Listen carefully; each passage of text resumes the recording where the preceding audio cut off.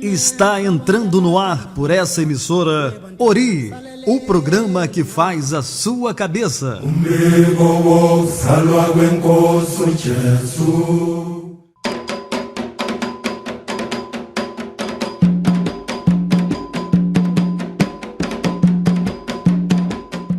Agora, quer dizer, há 10 anos o Jornal à Tarde vem apostando no tema étnico-racial. Isso. Qual é a maior motivação do jornal? Bom, na verdade, é uma coisa engraçada, assim, né? O jornal, eu sempre digo isso, eu acho que a imprensa, a mídia, qualquer meio de comunicação comercial, ele é um efeito da própria sociedade, onde ele está inserido, né?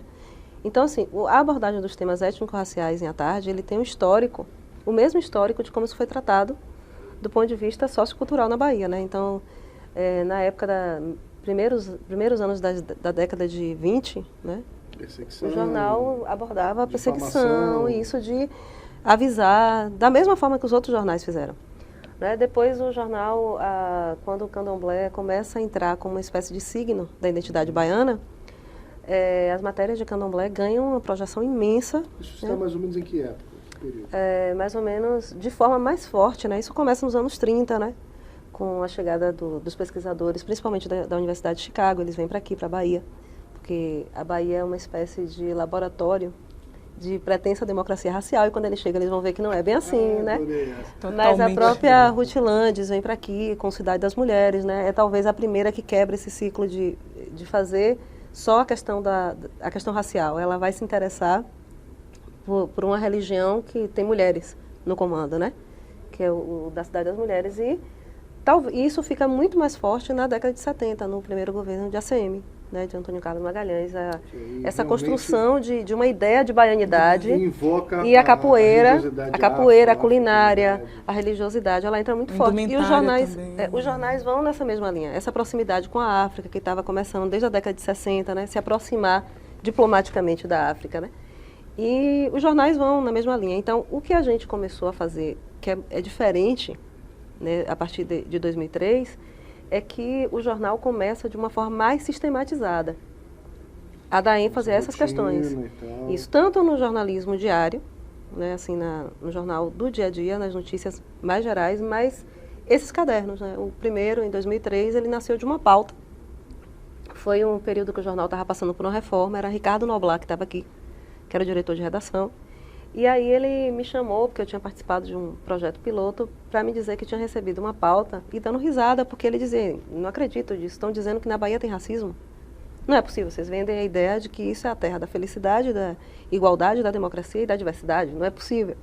Então eu queria uma pauta para investigar essa história do racismo. E a proposta dele era que eu e uma outra colega, Manuela Barros, que hoje não está aqui, mas ela parece Ana Hickman, nós fôssemos a um shopping e para a gente fazer alguns testes, né? E aí, em conversa com um antropólogo, que meio que funcionou como consultor, o professor Roberto Albergari, ele indicou qual shopping a gente devia ir e ainda disse, olha, reforcem o time, porque aqui tem a questão da nuance de cor. Então tem que ter gente com outros tons para a gente ver o que é que acontece. E aí um outro colega, né, se incorporou ao grupo, e a gente foi fazer uns testes no shopping. E aí, quando a gente voltou, ele ficou impressionado com os resultados e disse assim, agora eu quero que vocês escrevam em primeira pessoa a experiência. E à medida que a coisa ia avançando, ele dizia, olha, esse negócio está ficando quente, vamos fazer um caderno. Só que a gente não tinha nem prazo para dar o caderno. E o projeto ficou aqui, ele já tinha saído. Quando foi chegando o 20 de novembro, eu me lembrei que a gente tinha começado isso e falei com a chefe da época, que era a Olenka, por que a gente não faz um caderno no 20 de novembro? Aí ela disse, gostei da ideia, vamos lá. Aí a gente fez esse primeiro, que é o Qual a Sua Cor? A Vida é um Mundo Racista, que é um caderno bem interessante, que a gente discutiu como essa coisa da cor da pele é muito forte do ponto de vista do imaginário baiano, mas também do país, né? A gente fez um passeio pela construção das ideologias racistas, e esse caderno foi finalista do Prêmio de Imprensa Embratel, 2004.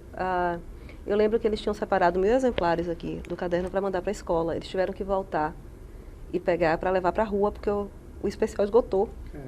Então ali o jornal descobriu que tinha um filão. Tinha um filão e tinha uma demanda reprimida, né? No segundo, a gente continuou, em 2004, a gente fez sobre África, povo do sol. Era a ideia de África que os baianos têm. Depois, em 2005, a gente fez sobre a questão da inserção negra no mercado de trabalho.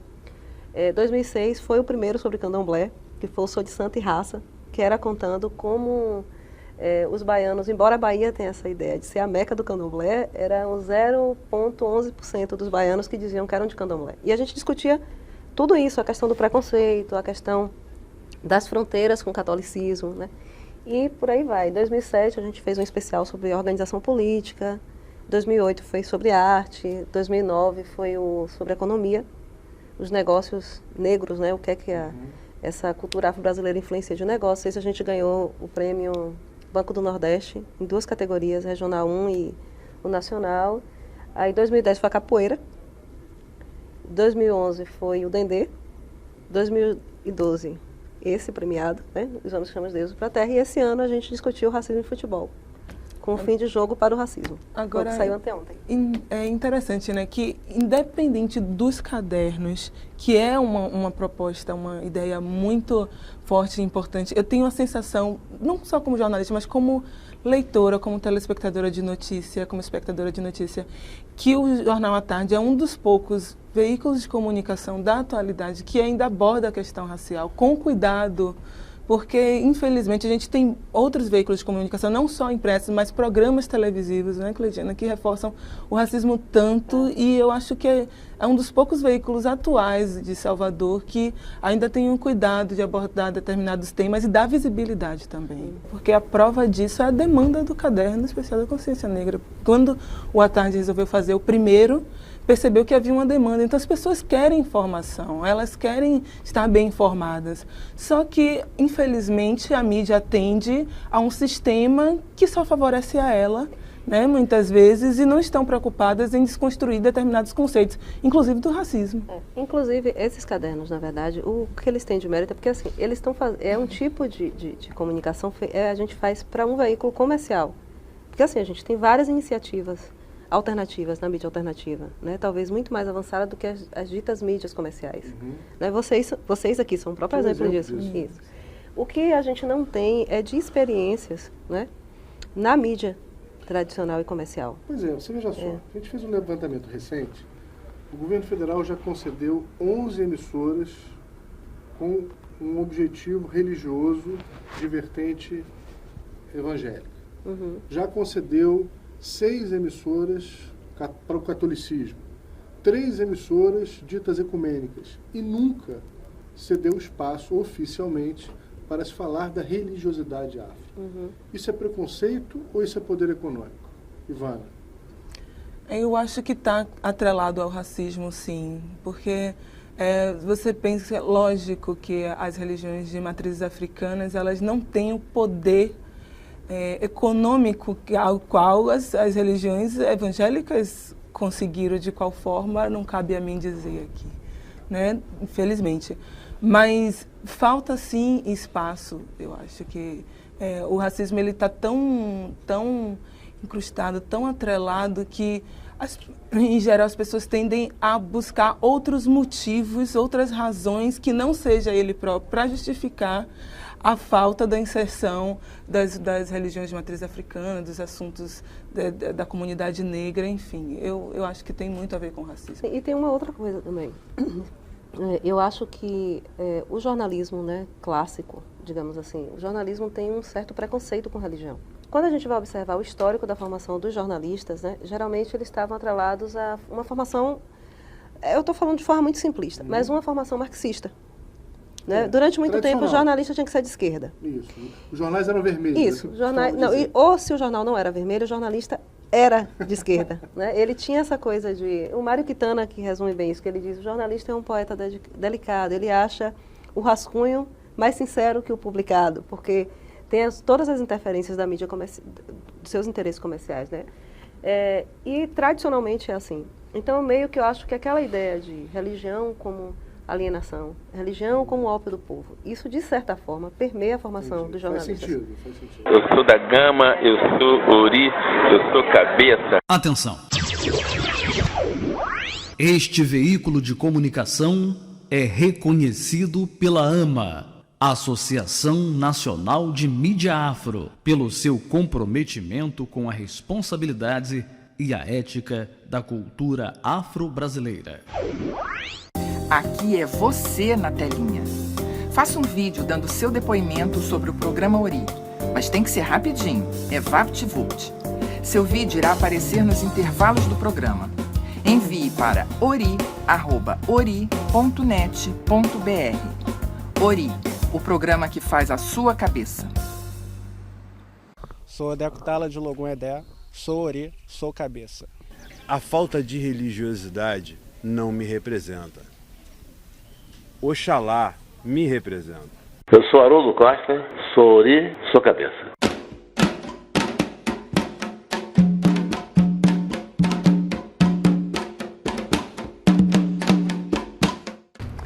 Um dia fui convidado para compor uma mesa de debate que tinha como tema o negro na mídia. Achei fascinante, adorei a oportunidade e aceitei prontamente. Cheguei em cima da hora e fui logo encaminhado para o meu lugar. Mas rapidamente, antes mesmo de começar o seminário, percebi que eu era diferente ali. Pela primeira vez eu senti isso. Claro, sou branco. Ninguém discrimina brancos. Ninguém manda um branco entrar pela porta de serviço, nem duvida do cartão de crédito, nem o olha diferente nos lugares chiques. Porém, no evento só tinham negros.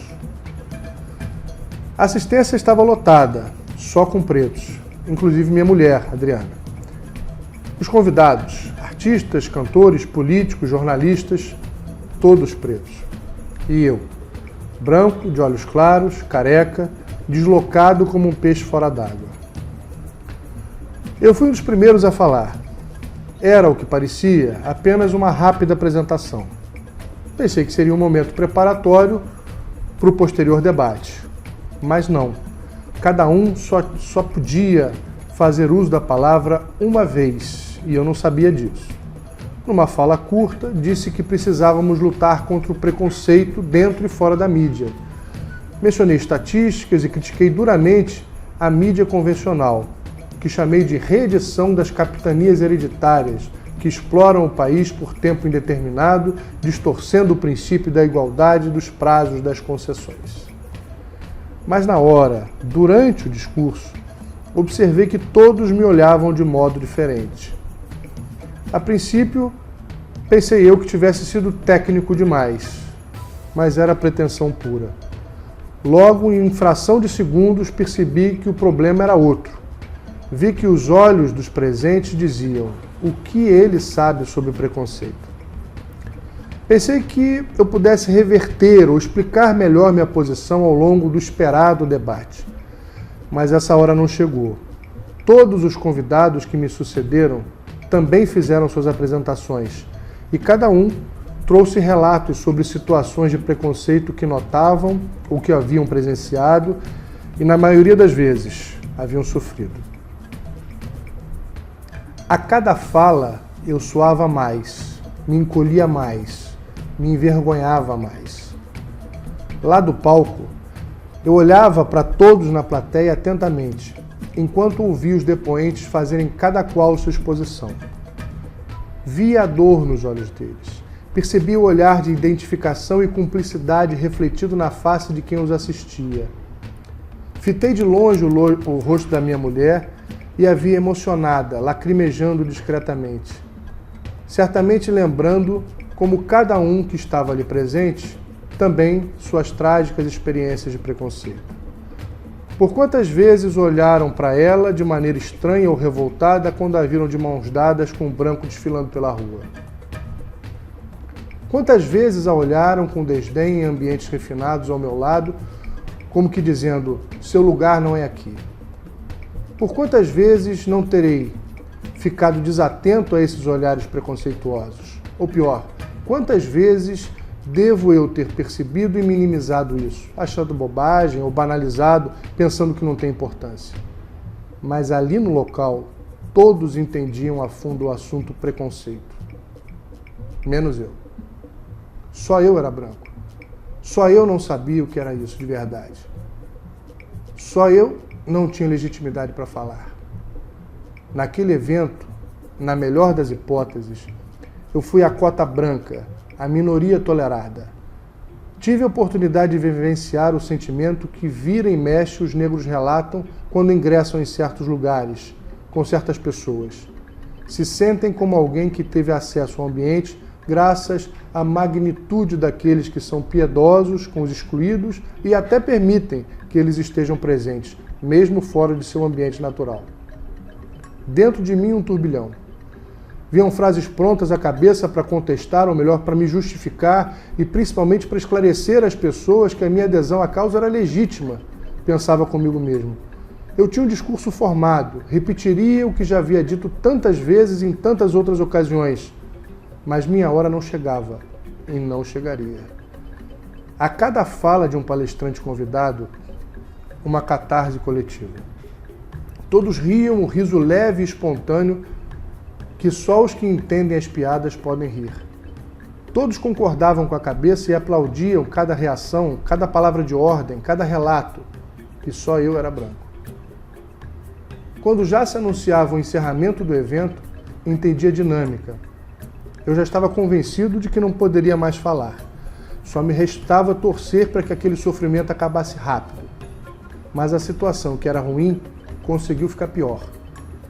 Numa parte, o anfitrião do evento, negro, a autoridade municipal, que por sinal já tinha falado na abertura do seminário, resolveu contar sua trajetória como jornalista, antes de ter sido convidado para o cargo no executivo municipal que ocupava no momento. E a cada vez que ele mencionava o seu ex-chefe de redação e os ex-colegas escroques, se referia a eles como branquelas. Ele estava do meu lado. Pela primeira vez me senti um idiota, dono de um discurso vazio, um herói ridículo, um expropriador da dor alheia, um hipócrita. Eu estava arrasado. Tinha um sorriso amarelo na cara só para não entregar os pontos, mas eu estava perdido. Em contrapartida, todos os presentes estavam em êxtase ao final do evento. Riam, brincavam, se cumprimentavam, trocavam afagos, elogios e contatos. E eu, deslocado. O único branco. Imaginando o que pensavam quando olhavam para mim, ali, vingados. Senti nas costas o peso dos erros de todos os meus ancestrais brancos e até dos que não foram meus ancestrais. Talvez ninguém tenha me julgado, mas me senti como um nazista num tribunal pós-guerra. Pronto para expiar os crimes cometidos por mim e pelas minhas tropas. Lembrei de tudo que li e aprendi sobre imperialismo, colonialismo, exploração capitalista, tráfico negreiro. Ali tive vergonha de ser branco. Naquele dia, eu quis ser preto. Pela primeira vez experimentei o preconceito racial e posso lhes dizer, o sabor é amargo, muito amargo. Fui olhado diferente, fui julgado pela cor da minha pele. Ninguém sabia que minha mãe era mulata, alguns não sabiam que eu era pai de santo. Talvez ali eu fosse intimamente mais negro do que muitos dos negros presentes. Eu estudei história da África, estudei a cultura, dou aula de filosofia africana, professo a religiosidade dos negros. Amo e me dedico à religião nascida na África. Minha mãe era negra, minha mulher é negra e meu Deus é negro. Mas nada disso valia aos olhos dos que me olhavam. Eu era simplesmente o branquela. Pensei que o preconceito religioso pudesse igualar as pessoas, pudesse permitir que, independentemente da cor, fôssemos capazes de experimentar a rejeição dos outros da mesma forma. Mas não, me enganei. Cada preconceito é um preconceito diferente, assim como cada pessoa é diferente das outras. O preconceito religioso realmente nos põe no mesmo patamar. Somos todos macumbeiros, aos olhos dos outros. Mas uns são macumbeiros brancos e outros macumbeiros pretos. Há uma certa graduação na desgraça. Existe uma certa compensação do tipo, pelo menos é branco. Por isso, concluí que o preconceito racial é o pior. Dele ninguém escapa. Pode ser negro e rico, ou intelectual, ou famoso, ou casado com branca. Ou ser um artista brilhante, mas é crioulo. É um crioulo metido porque é rico, ou é um crioulo metido porque é inteligente, ou crioulo metido porque é famoso ou casado com branco ou artista. Eu sou Caetano Veloso, sou Ori e sou cabeça. Olá galera da TV Ori, sou Renato de Xangô e tenho uma novidade muito importante para você. 2014, além de Copa do Mundo no Brasil, eleições, a gente vai ter também um projeto que vai revolucionar o Candomblé, o projeto Sagrado Saber. É um pré-vestibular comunitário que visa preferencialmente atender o nosso povo de santo, preparando aí para alguns vestibulares mais importantes, civis e militares. Seja você também um voluntário. Para maiores informações, sagradosaber@gmail.com. Um beijo e axé. Sou Gilcimara de Iemanjá, sou Ori, sou cabeça. A construção da usina Belo Monte não me representa. Xangô me representa. Eu sou Érico Braz, sou Ori, sou cabeça.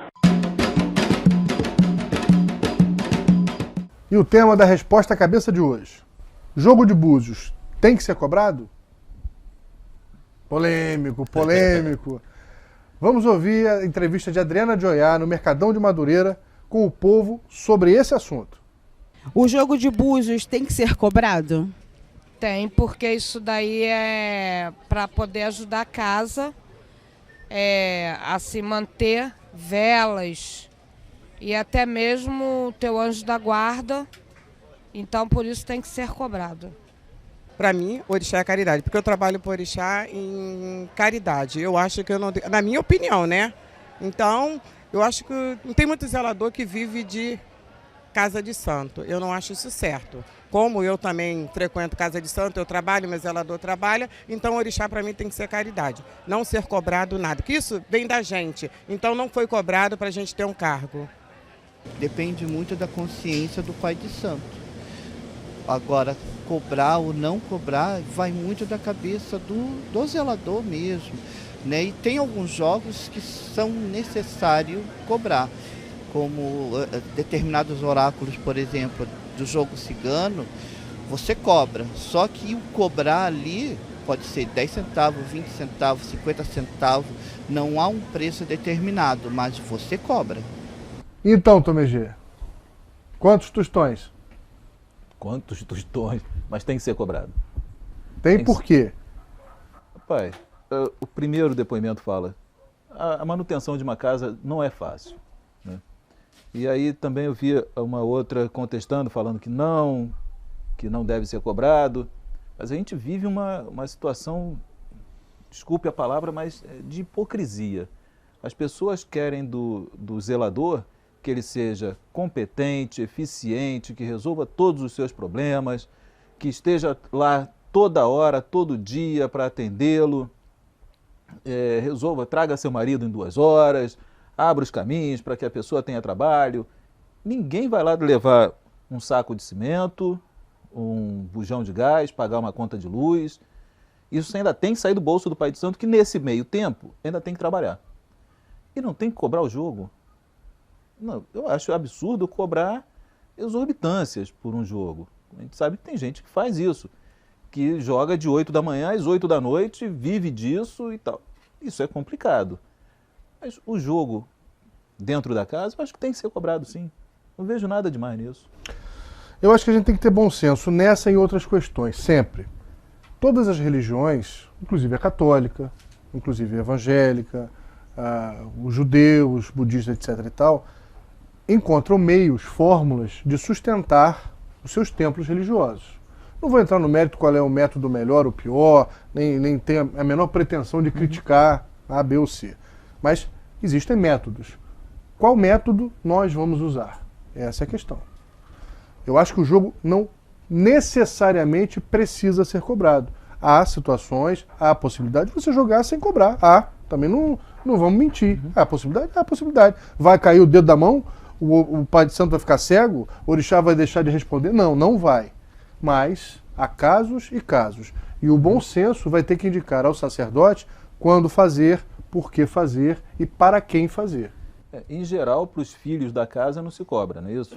Em geral... Há critérios, né? Há critérios, como eu estou falando. Agora, tem que haver critérios para sustentar o templo. Até porque, para fazer caridade, você também tem que ter parede. Tem que ter água no vaso. Tem que ter sabonete para lavar a mão. Para fazer caridade, há um preço básico. Como fazer para solucionar isso? É uma questão a ser discutida. Rapaz, eu acho que as pessoas entendem, quando a gente fala assim, você tem que fazer um sacrifício, no instante entendem que tem que matar uma galinha. Se o sacrifício da pessoa for, você tem que ir na roça tomar 10 banhos, isso já não é sacrifício, isso já é punição. O pai de santo está me punindo, ele não pensa nisso como sacrifício. Quando fala assim, olha, tem que pagar o jogo, também é um sacrifício. Também é um sacrifício, também é uma forma de sacrifício. E é uma forma de se valorizar. Eu aprendi isso e concordo que o dinheiro, assim como outras expressões do cotidiano, também é um símbolo. A pedra é um símbolo, um gesto de carinho é um símbolo, um elequé, um fio de contas é um símbolo, e o dinheiro também tem um símbolo. Um símbolo, muitas vezes, que significa e concretiza a valorização. Não é o preço que se paga, mas é o símbolo do reconhecimento de um trabalho, do reconhecimento de uma dedicação acima de tudo. É uma questão importante que a gente precisa ter. Muitas vezes há uma subversão desse conceito. Aí complica, né? Uma subversão. Não pode deixar de fazer, não pode deixar de cobrar, axé tem preço. Não, axé não se compra, axé não se paga. Isso é uma subversão, uma deturpação desse conceito. O que a gente...